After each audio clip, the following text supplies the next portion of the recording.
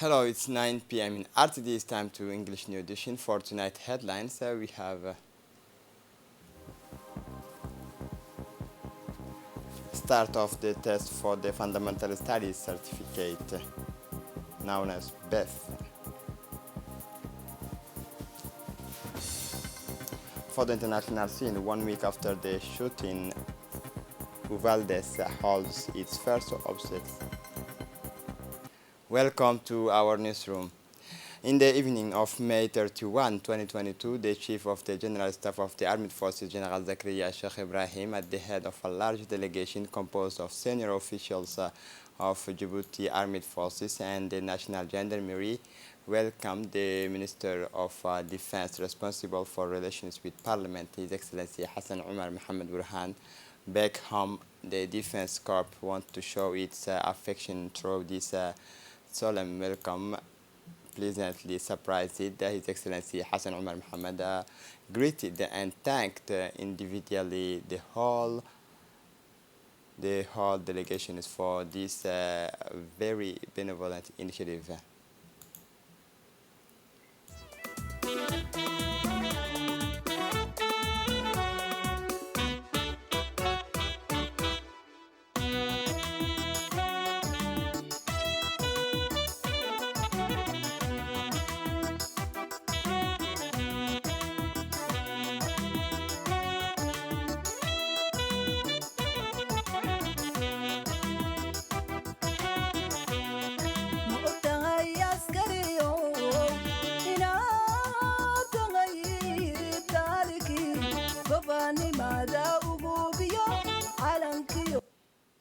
The test for the Fundamental Studies Certificate, known as BEF, for the 2022 sessions for NIS graders began this morning in the examination centers in the capital and in the regions. This year, some 10,743 candidates sat for the BEF writing test in the 39 examination centers in the capital and in the regions of interior. In accordance with the policy of decentralization, the examinations are held in the capital, where some 19 examination centers have been set up in the various communes. 20 others are operational in the interior regions. Several hundred teachers and administrative staff are also mobilized to ensure the proper conduct at the exam. Very early in the morning, the examination centers opened and candidates sat for the writing test in the main subjects such as mathematics, French, and the MENFOP. The MENFOP has done everything possible to ensure a perfect organization of the exam, security of the examination site, mobilization of police, but also of teacher and administrative staff to ensure the surveillance of the examination room and thus prevent any possible fraud. At the head of a strong delegation, the Minister of National Education Vocational Training, Mustafa Mohamed Mahmoud, visited several examination centers in the capital to see at close quarters the smooth running of the tests. The visit started with the College of Hodan Tree, where the Minister and his close collaborators were welcomed by the principal of the establishment. The Minister and his delegation visited the examination room and the secretariat to ensure that the material conditions were all met to organize the BEF tests in the good conditions. Then the delegation went to the College of Hodan II before finishing with the College of Bula House. At each stage of the visit, the minister and his delegation were able to observe and judge the quality of the material organizations of the tests. They had some exchanges with the pedagogical manager and the heads of the centers to inquire about the good progress of the exams. The minister concluded his tours at the directions of exams and where he met with the director to collect her observations and remarks on the material preparations of the exam. It is with a feeling of extreme satisfaction that the minister ended his tour. He declared that the BEF exams are taking place in optimal good conditions and that the result will be proclaimed according to the initial schedule.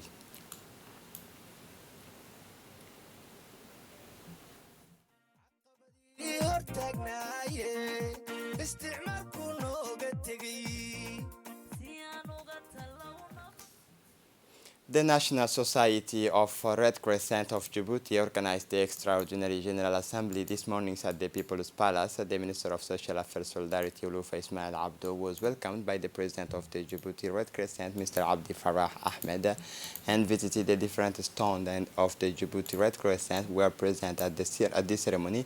The Minister of Social Affairs and Solidarity, Ulufa Ismail Abdo, the President of the Red Crescent, Abdi Farah Ahmed, the Secretary General the Acting Secretary General of the Red Crescent, Ms. Amina Hussein, the Regional Directors of the Red Crescent Federations of Africa, Mr. Muhammad Umar Mukhtar, and the head of the Red Crescent delegation is Daniel Omaile, the head of mission in Djibouti of the Red Crescent, the representative of the board members of the Kenya Red Crescent, and Ms.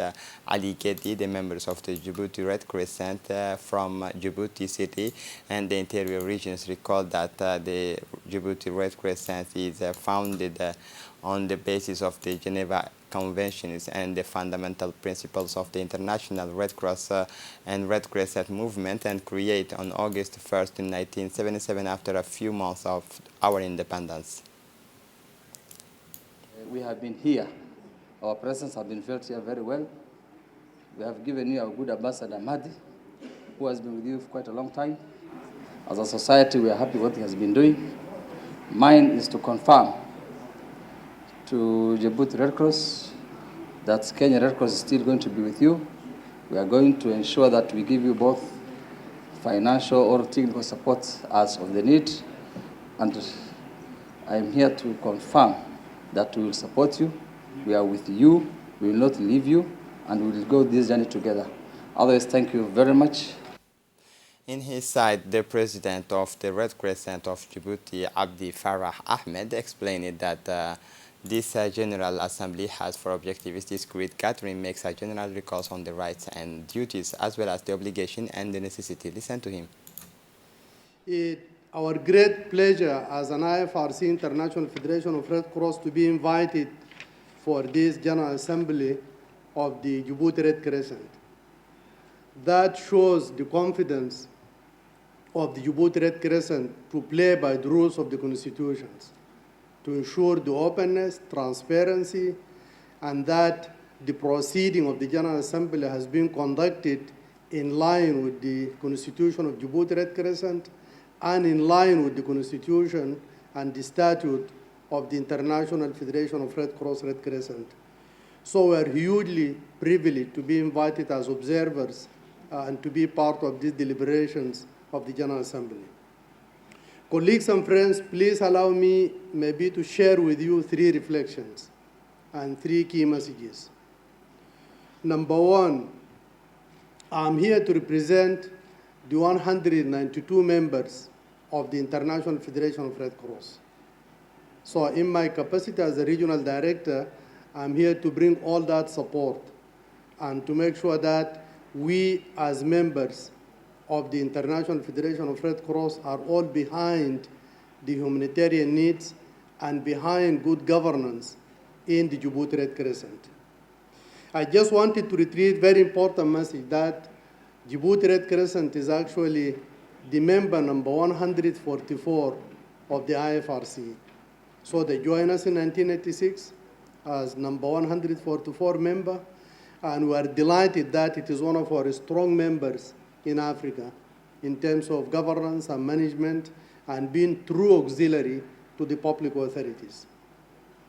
Also, please allow me to recognize the Kenya Red Cross. I said I'm representing here the 192 members, but also I'm representing the African national societies. And I have with me on this delegation the Kenya Red Cross as a representative and as a national society that providing technical support to the Djibouti Red Crescent. Colleagues and friends, we are so much looking for the outcomes of this General Assembly because it means the future. And I'm very glad to see in this room quite fair representation of the women, because for us in the IFRC, based on the Constitution, that is the commitment we did. Respect for diversity, respect for gender balance, and by the Constitution, we have to get women as members of the leadership of the national societies. And I'm so glad to see quite prominent leaders, young people, men and women, getting together to lead the Djibouti Red Crescent. For her part, the Minister of Social Affairs Solidarity, Ulufa Ismail Abdou, thanked the Djibouti Red Crescent for this noble institution is the oldest in the countries and celebrates this year its 45th anniversary. Has resisted the times and difficulties because its action and commitment are authentic. This great gathering is a general reminder of the rights and duties as well as the obligation and necessity for all humanitarian actors and government to reflect and engage on all humanitarian issues under the theme "The Power of Humanity." Act today to shape the whole of tomorrow. To achieve this, it is necessary to engage, prepare, and continue to play the role of auxiliaries to public authorities. The Minister of Communication in charge of Post Telecommunication, Radwan Abdullahi Badoun, is in Geneva, Switzerland, where he is participating in the World Forum on the Information Society 2022. WISE 22 to be held from 13 to June 3, 2022. The World Summit on the Information Society is the largest annual global gathering of the ICT for development community. It is a global multi-stakeholders platform facilitating the implementation of the WISE action lines to advance sustainable development. The forum is co-organized by ITU, UNESCO, UNDP, and UNCTAD, and other UN organizations and UN regional commissions. The WISE aims to establish a common vision of the role of the ICTs for sharing information and knowledge, and to propose guidelines and actions playing to bridge the digital divide between poor and developed countries. Also, it is an opportunity for policymakers, specifically for the delegation of the Republic of Djibouti, to access the progress made, examine strengths and development in ICT, and build a new vision of a sustainable information society and knowledge. This year's the theme chosen is ICTs for well-being, inclusion and resilience. This year's high-level event brought together more than 2,000 information and communication technologies experts and advocates for around the world, including some 100 ministries and head of the international organizations and representatives from business, civil society, academia, to review progress in ICT and set priorities for achieving the sustainable development goals. The Minister of Trade, Tourism, Mohamed Warsama Diriye, received this morning the Egyptian ambassador to the Republic of Djibouti, His Excellency Husamuddin Ifat Reda, in his office. The discussions were centered around the trade relations and tourism between the two countries. The ambassador did not fail to recall that the fraternal and historical relations that exist between the two countries, and to pursue the desire to increase economic cooperation in the field of goods and services. The minister has, for his part, reviewed the areas of cooperation between the two friendly countries and ways to strengthen and reinforce them, especially in the field of trade, industry, tourism. A delegation led by the Secretary of State for Sports, Hassan Mohammed Kamil, visited today the headquarters of the prestigious Aspire Academy in Doha, Qatar, the #1 officials of the National Sports Academy, accompanied by the Ambassador of Djibouti in Qatar, Dayib Duba, the Inspector General Musa Ali, the Director General of the Sports Agency, Mohammed Ali Umar, and the Arab Technical Advisors, Yusuf Gedi, was welcomed on arrival in the VIP rooms of the Academy by an important management of the Aspire areas, including the head of the ultra-modern hospital specialized in the orthopedic in sports medicines, and the head of the training centers, before proceeding to a guided tour. In his speech, the Secretary of State for Sports praised the academy and emphasized the importance of the concept as well as the missions of the academy, which is to train future leaders and champions of the Qatar in sports and life based on the well-balanced duality between sports and education as vector of human development. At the end of the visit to the academy, both parties looked forward to productive discussions on the prospect of their future collaboration.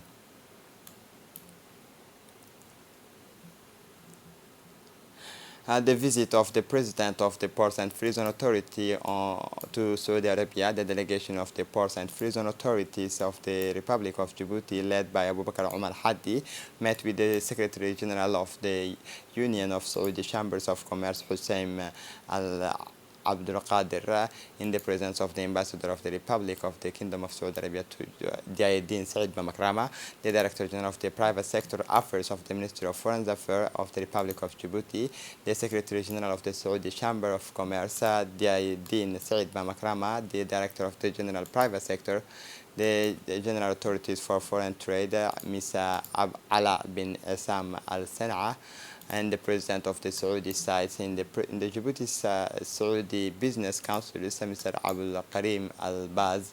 In a brief speech, Hussein Al-Abdul Qadir welcomed the Djiboutian delegations before reviewing the kingdom's vision 2030 and its axis aimed at upgrading the commercial and economic files and trade at the regional and international levels, noting that the volume of trade between the Kingdom of Saudi Arabia and the Republic of Djibouti amount to about 7 million reals.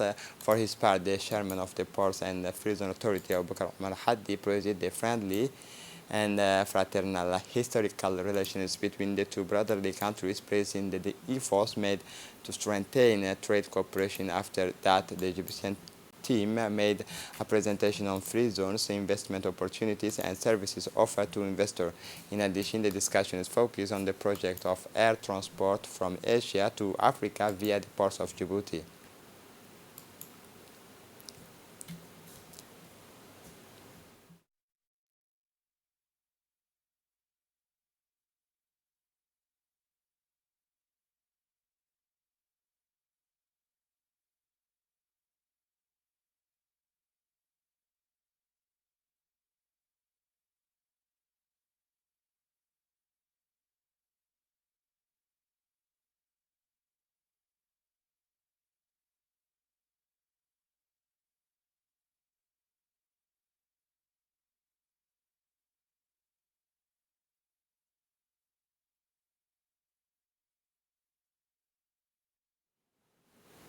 The Ambassador Extraordinary and Plenipotentiary of the Republic of Djibouti to Iceland, with the residence in Paris, Ayed Musaad Yahya, presented yesterday his credential to the Icelandic President Gerd Thijs Johansen during this official ceremony of the handing over the letter of credence, which took place at the residence of the President Besastuar in Reykjavik. The Djiboutian ambassador, after the usual greetings, conveyed the friendly and cordial greetings of the President of the Republic, Ismail Omar Gelle, to his Icelandic counterpart. At the end of the ceremony, President Gomi Johansen and the diplomat had private meetings during which were evoked the bilateral relations between the Republic of Djibouti and Iceland, and more particularly the visit of the head of state of Djibouti in 2007 and the cooperation which was established, and more particularly in the file of geothermal energy. During their exchanges, they discussed the ways and means to further revitalize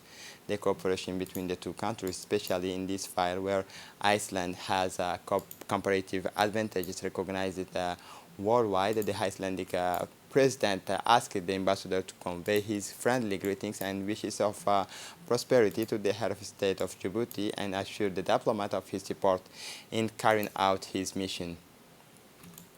The multi-purpose port of Doralen, DMP of its English acronym, welcomed today a ship. It's Meridian Ace Tokyo, which has unloaded more than 2,400 vehicles in Djibouti.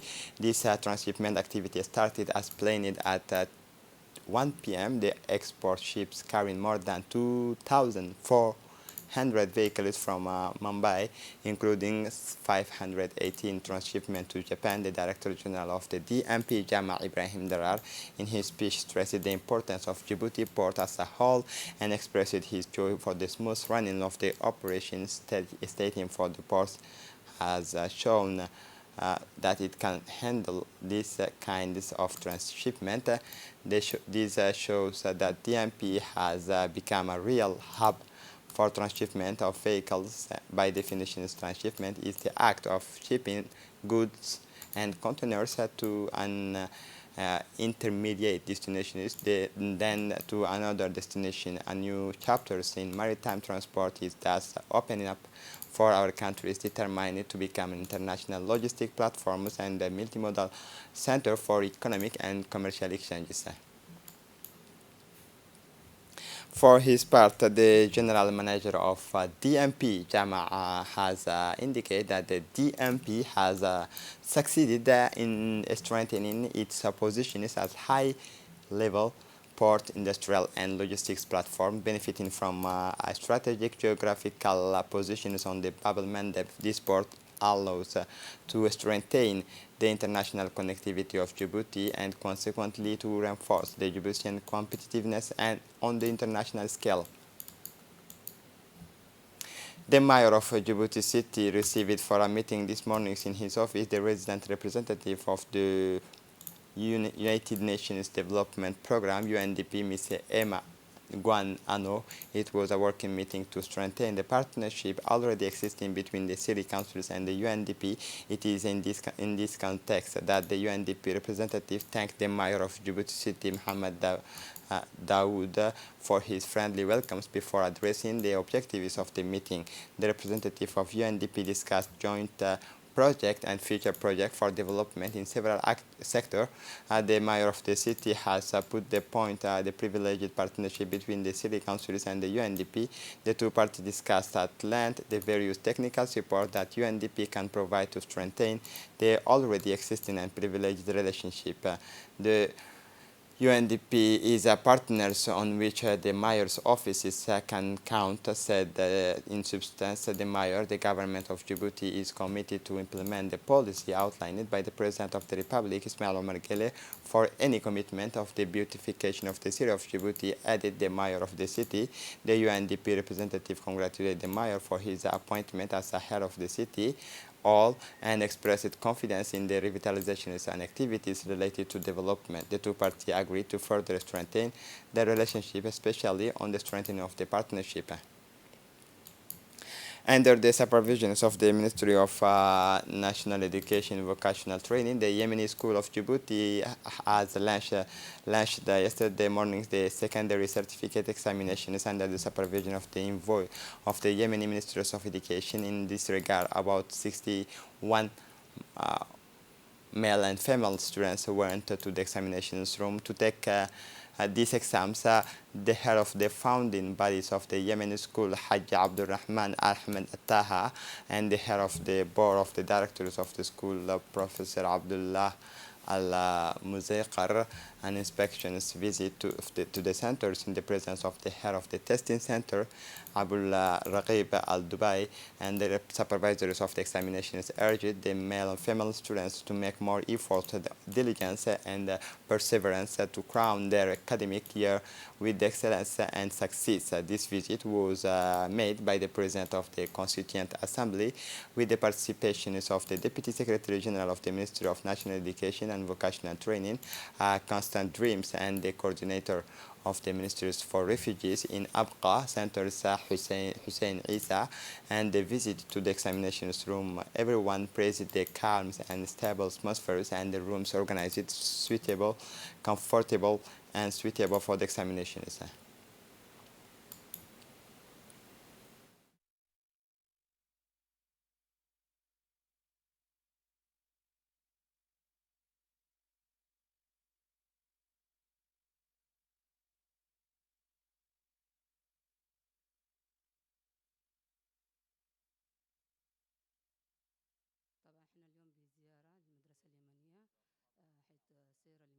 Through the Service of Surveillance, Prevention and Control of the Disease organized yesterday morning an information and awareness workshop on monkeypox. This workshop, chaired by the Director General of ENSPD, Hussein Yusuf Darar, was attended by all doctors from public, para-public and private health structures since the emergence of this new virus. The Minister of Health has put in place large-scale actions and, in particular, the strengthening of the surveillance systems in all entry points of the country. As a reminder, the Republic of Djibouti has not yet recorded any cases of monkeypox. The Minister of Health, Dr. Ahmed Roble Abdel, urges the population to be more vigilant and assures that the country has all the necessary means to face the new epidemic. Training regarding international surveillance system. This is surveillance system on especially focus relative to monkeypox. Just that we need to highlight one thing. We haven't any cases, I repeat, we haven't any cases relative to monkeypox actually in Djibouti. We just started training about this monkeypox. How can we suspected cases? Who can the health worker in the national health centers? Which can we do? What can we prepare it for making tested, making suspected cases and probable cases? If they have any probable cases, which blood test that will be prepared just to admit it directly to biological center in the national health centers in Djibouti. We just prepared to do the best. We just prepared to our health worker in the Ministry of Health or other partners to prepare it if any outbreak is started, or how can we do on all measures that we make it regarding to One Health. For the international scene, the United States, 1 week after the shooting, Uvalde organizes its first funeral, 1 week after the massacre perpetrated by a gunman in an elementary school in Uvalde, which has shaken America. The small Texas town, still traumatized Tuesday, May 31, buried its first child victim. It's divided between the pain and anger. The funerals of the 19 children and 2 teachers who died on May 24 under the palace of Salvador Ramos, barely 18 years old, will last until mid-June. This tragedy, like those that preceded it, has also reawakened calls for strikers' control on access to weapons in countries and has more guns and rifles than inhabitants and regularly experiences deadly shooting. In Washington, President Joe Biden, in a meeting with the New Zealand Prime Minister, whose efforts to combat violence, he promised to meet with the members of Congress to discuss the gun problem. This is it for the news. Thanks for watching us. Have a good evening.